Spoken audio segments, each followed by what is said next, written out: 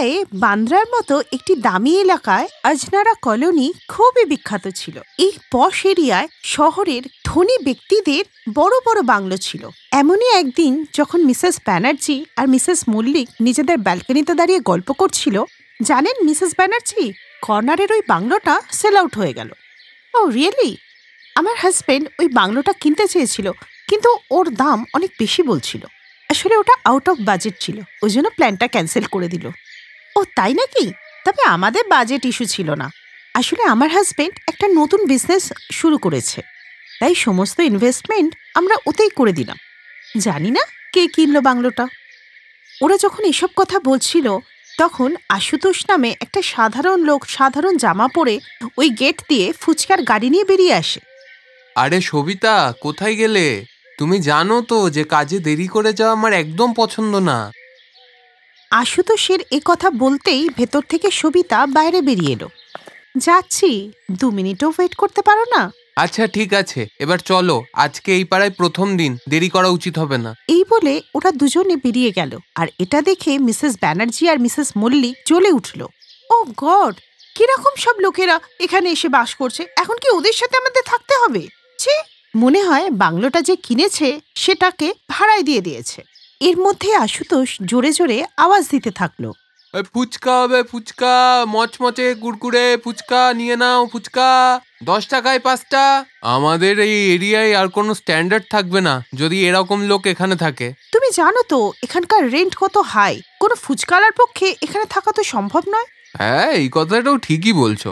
এরকমটা নয় তো যে এরা মিস্টার আর মিসেস আইয়ারকে খুন করে দিয়েছে হয়তো। তখন সেখানে মিসেস ব্যানার্জিও চলে এলো। একদম ঠিক বলেছ, নিশ্চয়ই ও কিছু একটা লোকাচ্ছে। তবে সত্যিটা জানার আমার কাছে একটা আইডিয়া আছে। আর ওটা কি মিসেস ব্যানার্জি? আমাদের যেভাবেই হোক ওই ফুচকালার মূর্খ স্ত্রীকে আমাদের কিটি পার্টিতে জয়েন করাতে হবে, তবেই জানতে পারবো কিভাবে ওরা ওই বাংলোতে আছে। একদম ঠিক বললে। তারপর আমরা ওদের এত জ্বালাতন করব না, ওরা নিজেরাই সোসাইটি ছেড়ে চলে যাবে। এরপর কিটি পার্টির 10-12 জন মিলে ওদের ঠেলাতে যায়। আরে বাহ, আজকে তো অনেক বৌদিরা এসেছে আমার ঠেলায় ফুচকা খেতে। বাহ। না না, আমরা ওসব খাই না, আমরা এখন ডায়েটিং এ আছি। আসলে আমরা আপনার ওয়াইফের সাথে কথা বলতে এসেছি। আমার সাথে? কিন্তু কেন? তুমি যেহেতু আমাদের সোসাইটিতেই থাকো, তাই তুমিও আমাদের একটা পার্ট। তাই আমরা চাই তুমি আমাদের কিটি পার্টি জয়েন করো। আরে বৌদিরা যখন এত ভালোবেসে বলছে তাহলে জয়েন করেই নাও। এরপরে সবাই নিজেদের কথার দ্বারা সবিতাকে কিটি পার্টি জয়েন করতে রাজি করিয়ে নেয়। এর পরের সপ্তাহতেই মিসেস খান্নার বাড়িতে কিটি পার্টি ছিল, যেখানে সবিতা খুব একটা সাধারণ শাড়ি পরে আসে। ও ওয়েলকাম টু মাই হোম। ও আপনার what's your name? Mrs Roy. My name is Sabita Roy and thank you so much.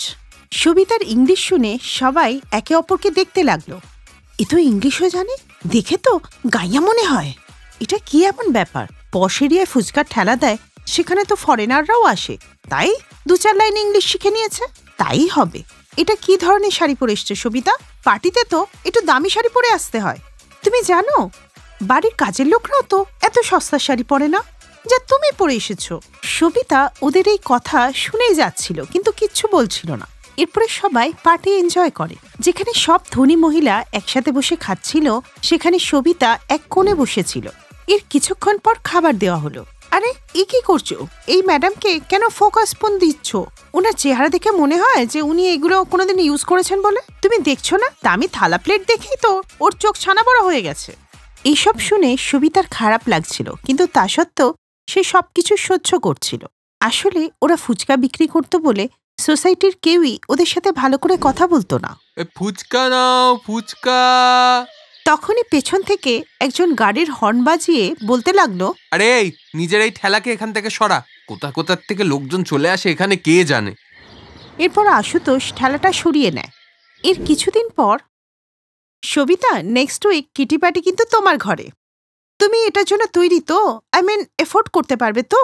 আর যদি না পারো আগে থেকে বলে দাও, কারণ এটাতে অনেক খরচা আছে তো। সবার জন্য স্ন্যাক্স, সফট ড্রিঙ্কস এসব আনতে হবে, খরচা আছে তো। না না মিসেস মল্লিক, আপনি কোনো চিন্তা করবেন না, সব অ্যারেঞ্জমেন্ট হয়ে যাবে। বাড়িতে এসে এসব কথা ও নিজের স্বামীকে বলে। Kitty party? তুমি দেখো, আমি সবাইকে আমার নিজের হাতের ফুচকা আর চাট বানিয়ে খাওয়াবো। দেখবে সবাই কত প্রশংসা করবে। এরপরে পার্টির দিন ওরা সবাই রেডি হয়ে সবিতা বাড়িতে পৌঁছে যায় আর দেখে যে সবিতার বেসমেন্টেই নানান দামি দামি গাড়ি দাঁড়িয়ে আছে। এরপরে ঘরের ভেতরের দৃশ্য দেখে তো ওরা আরো অবাক হয়ে যায়।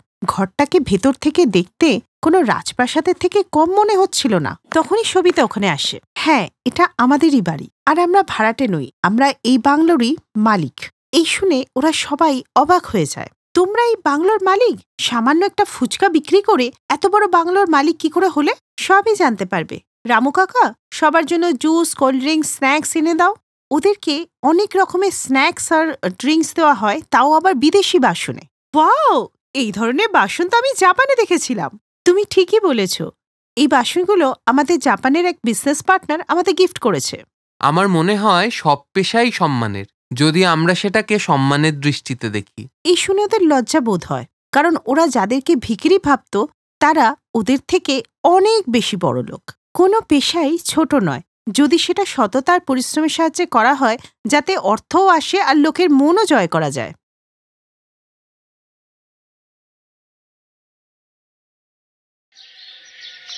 একটি দুর্ঘটনায় মমতার স্বামী নিজের চোখের দৃষ্টি হারায় আর তারপর থেকেই সংসারের সমস্ত দায়িত্ব মমতার ওপর এসে পড়ে। মমতার স্বামী ঠেলাতে করে সিঙ্গারা বিক্রি করত, কিন্তু এখন মমতাই সেই কাজটা করছে। সব দায়িত্ব পালন করতে গিয়ে মমতা একটু চিন্তাতেই ছিল, আর ওই চিন্তার প্রভাব তার বানানো সিঙ্গারার ওপরেও পড়ল, আর যার ফলস্বরূপ সিঙ্গারার টেস্ট খারাপ হতে লাগলো। আরে মমতা, কি বিচ্ছিরি সিঙ্গারা বানিয়েছো, কোনো স্বাদই নেই এতে, তো মুখেই দেওয়া যাচ্ছে না। সত্যি বোন, আগে যখন রামলাল সিঙ্গারা বানাতো না, আমরা পুরো আঙুল চেটে খেয়ে নিতাম, কিন্তু যবে থেকে রামলালের জায়গা থেকে তুমি এসে সিঙ্গারা বানাচ্ছ, কোনো স্বাদই নেই সিঙ্গারায়, ভালোই লাগে না মুখে দিতে। সিঙ্গারা ছিল রামলালের, কোনো কথা হবে না। সন্ধ্যাবেলায় মমতা উদাস মনে বাড়িতে ফিরল। রামলাল চোখে দেখতে পারত না ঠিকই, কিন্তু মমতার আওয়াজ শুনলেই সে তার মনের অবস্থা বুঝতে পারত। মমতা, তোমার আওয়াজ শুনে বোঝা যাচ্ছে ব্যবসা আজকেও বোধহয় ভালো হয়নি, কি তাই তো? মাত্র 10টা সিঙ্গারা বিক্রি করতে পারলাম। সবাই বলছে আমার সিঙ্গারায় নাকি আগের মতো আর স্বাদ নেই। তা এটা যখন হচ্ছে না, তুমি অন্য কিছু করো, হয়তো সেটা হবে। বর্ষাকাল এসে গেছিল, তাই রোজই প্রায় হালকা বৃষ্টি হতে লাগলো। মমতা ভেবেছিল যে বর্ষাকালে ওর বিক্রি ভালোই হবে, কিন্তু প্রত্যেক দিন ওই কয়েকটা করেই সিঙ্গারা বিক্রি হতো, তারপর বাড়ি ফিরে যেত। তারপর একদিন মনে হচ্ছে না যে আজকের বৃষ্টি থামবে বলে, আর এই বৃষ্টিতে মনে হচ্ছে না কোনো খদ্দের আসবে বলে। এতগুলো সিঙ্গারা বিক্রি করতে না পারলে তো খুব লোকসান হয়ে যাবে। একটা বড় ছাতার খুব প্রয়োজন, কিন্তু কিনতে গেলে তো 400-500 টাকা লেগে যাবে। ছাতাটা থাকলে গলিতে গিয়েও সিঙ্গারাগুলো বিক্রি করতে পারতাম। তখনই একজন বৃদ্ধ বৃষ্টিতে ভিজে কাঁপতে কাঁপতে ওর কাছে আসে। সকাল থেকে আমি আর আমার পরিবার কিছু খাইনি, দয়া করে আমায় কিছু খেতে দাও, ভগবান তোমার মঙ্গল করবে। চিন্তা নেই বাবা, আজকে আর তোমার পরিবার না খেয়ে থাকবে না। তুমি এই সিঙ্গারাগুলো নিয়ে যাও, এমনিতেই তো বৃষ্টিতে সিঙ্গারাগুলো বিক্রি করতে পারবো না। কেন মা, তুমি তো চাইলে পাড়ায় ঘুরেও সিঙ্গারা বেচতে পারো। বেচতে তো পারতাম, কিন্তু কিছুদিন ধরে খুব লোকসানই হচ্ছে। ভেবেছিলাম ভালো উপার্জন হলে ঢাকা দেওয়ার জন্য কিছু একটা নিয়ে আসতাম, সব তো ভিজেই যাচ্ছে। এক কাজ করো মা, তুমি এই বস্তাটা রেখে দাও, ফাটা আছে, কিন্তু তোমার কাজ যদি হয়ে যায় তাহলে। কিন্তু বাবা, আমাকে এই বস্তাটা দিলে তুমি যে ভিজে যাবে, এটা ছাড়া যে বৃষ্টি থেকে বাঁচার জন্য তোমার কাছে আর কিছুই নেই। মা, এই বস্তার দরকার আমার থেকে বেশি তোমার। আমি জানি তোমার কাছে ছাতা নেই, তাই তুমি সিঙ্গারা বিক্রি করতেও যেতে পারছো না। আর মা, তুমি এই গরিবকে খাবার দিয়েছো, এটাকে আমার আশীর্বাদ ভেবেই রেখে দাও, হয়তো তোমার কাজে লেগে গেল। ধন্যবাদ বাবা, তুমি আজকে এই বস্তাটা দিয়ে আমাকে বাঁচালে। এরপর ওই বৃদ্ধ ব্যক্তি একটু দূরে গিয়েই অদৃশ্য হয়ে গেল। বস্তাতে একটু ছিদ্র আছে, কিন্তু এই মুষলধারে বৃষ্টিতে একটু তো কাজে দেবে। বাবাকে ধন্যবাদ, নিজে বৃষ্টিতে ভিজে চলে গেলেন আর আমাকেই বস্তাটা দিয়ে গেলেন। এরপরে মমতা বস্তা দিয়ে সিঙ্গারা ঢেকে বিক্রি করতে বেরিয়ে গেল। গরম গরম সিঙ্গারা নিয়ে নিন, গরম গরম সিঙ্গারা, চটপটি সিঙ্গারা। ও দাদা, সিঙ্গারা নিয়ে যান, বৃষ্টির মধ্যে সিঙ্গারা খেতে আলাদাই মজা। আরে, এ তো মমতা সিঙ্গারা বালি। না না, সিঙ্গারায় কোনো স্বাদ নেই, চল না খেয়ে দেখি যদি ভালো হয়। মমতা, দুটো সিঙ্গারা দাও তো। এরপর মমতা ওদেরকে সিঙ্গারা খেতে দিল। আরে মমতা, তোমার সিঙ্গারাটা যা হয়েছে না আজকে, এত ভালো আজকে কি করে হলো, তো দারুণ হয়েছে।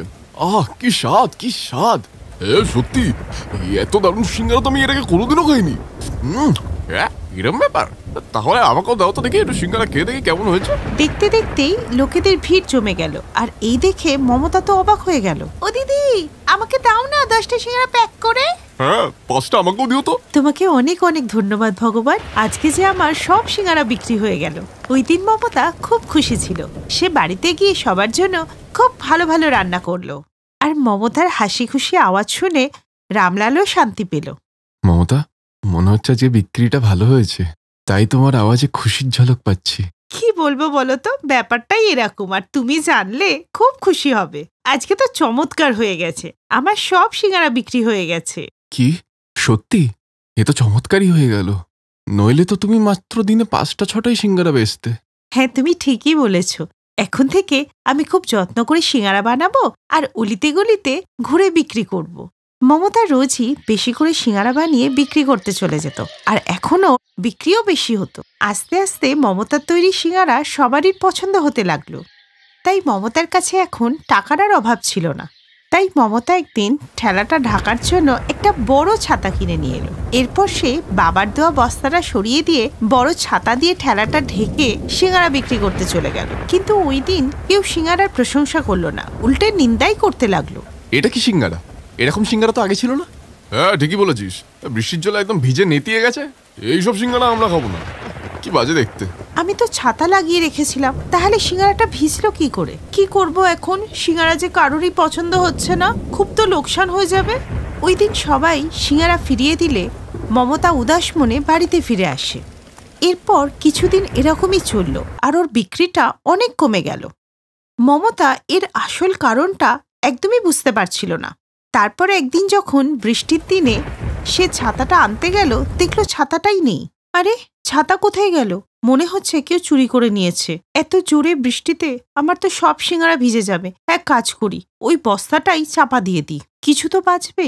মমতা ওই ছেঁড়া বস্তা দিয়ে ঢাকা দিয়ে সিঙ্গারা নিয়ে বাজারে গেল। খুব বৃষ্টি ছিল বলে সে একটা গাছের নিচে দাঁড়িয়ে বিক্রি করতে লাগলো। তখনই এক স্বামী স্ত্রী এসে মমতার কাছ থেকে সিঙ্গারা নিল।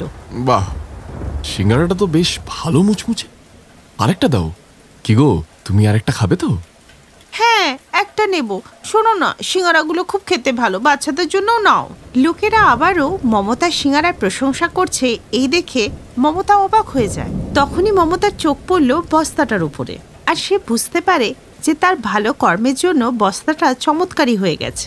ওই দিন থেকে মমতা বস্তাটাকে বাবার আশীর্বাদ ভেবে সবসময় নিজের কাছে রাখলো আর কাজে সফলতা পেল। এইভাবেই মমতা তার ভালো কর্মের ফল পেল। এই গল্প থেকে আমরা এটাই শিখতে পারলাম যে কখনো কখনো কারোর আশীর্বাদ স্বরূপ কোনো জিনিস আমাদের জীবনকে বদলে দিতে পারে। তাই সবসময় দুস্থদের সাহায্য করা উচিত। কে জানে কখনকার আশীর্বাদ আমাদের জীবন বদলে দিতে পারে। Best buddies. হ্যালো ফ্রেন্ডস, এই ভিডিওটা দেখার জন্য ধন্যবাদ।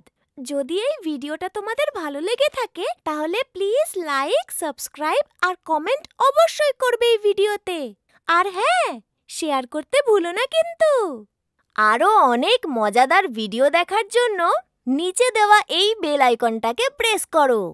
দেখতে থাকো বেস্ট বাডিজ।